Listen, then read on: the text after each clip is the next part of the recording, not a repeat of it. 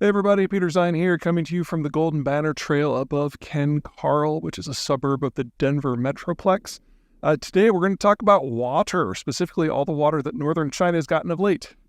They had heavy spring and summer rains, and they just got hit by a typhoon, and so there's significant flooding through Beijing. It's already killed a few dozen people. The key thing to remember about China is a lot of its government structures are a direct outcome of its geography. So the North China Plain, where the Han ethnicity basically has its core of power, is a big, wide open area that is both drought and flood prone.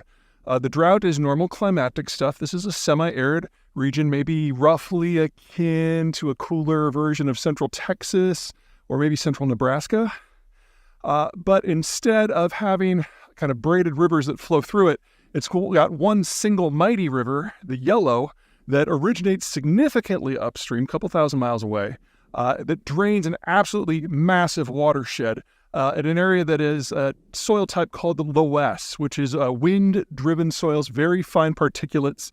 And that means when this dry zone, a lot of it's actually desert, does get rain, most of it runs off, it carries a lot of silt with it, and that's why the Yellow River has its name. The silt is yellow. By the time you get downstream to where everyone lives in the North China Plain, it's a raging torrent, but it's a raging torrent with lots and lots and lots of sediment. Now, if you can capture that sentiment and kind of like the flood dry that you had in, say, Egypt or the American Midwest, you get incredibly productive farmland. But that requires you growing things like corn and wheat and the rest. China's a rice country. Water management's very important. Rice has to have very specific watering conditions at every stage of its production, otherwise the crop is lost. Now, northern China, they don't grow rice anymore, but after 2,500 years of growing rice, that has set certain things into motion. Specifically, they have to be able to control the river, otherwise the water will come or be not there at the time of its choosing, rather than the Chinese people's choosing.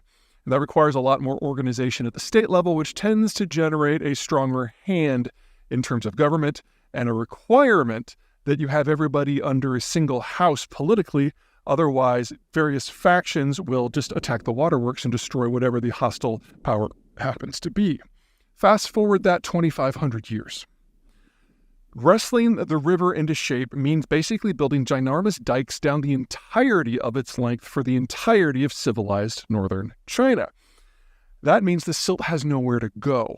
So in the Midwest, one of the problems that we've seen after just 150 years of trying to do this strategy on the Mississippi is you get silt on the bottom of the riverbed that raises the level of the water so that when one of those dikes does break, it floods an entire area. So a big thing that the Army Corps of Engineers have been doing over the last decade is leveling some of those dikes and returning some of the land to wetlands just to absorb the flood flows.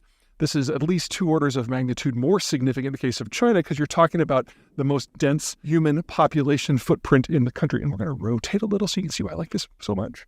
See that over there? There. That is Red Rocks Amphitheater. So if you ever want to see a good show in Denver, go there. I got a great view of downtown as the sun sets. Anyway, what this means now is that in China, you've got 2.5 millennia of sediment. And so every time there's a flood, it threatens the entire dike system. And if you have a break somewhere, it's a much bigger of a problem than you have in the Mississippi, because after 2.5 millennia of heavy sediment, the floor of the river in many cases now above the ground level of the surrounding lands, meaning that those dikes are 2, maybe even 3 stories above the cities. And if they break, the entire course of the river, river goes by the path of least resistance, crashes down into the populated zones. Now, that hasn't happened this year. I'm not saying it's going to. I'm saying that the Chinese really didn't finish their dike system to the current level of absurdity until just about 10, 15 years ago. They used to have floods regularly. They would kill hundreds, if not thousands of people.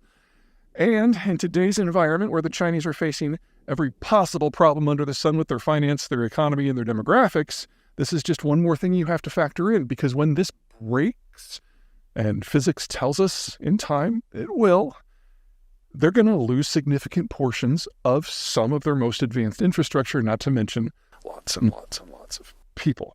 So whenever you see it raining west of Beijing, pay attention, because it matters a very great deal. All right, take care.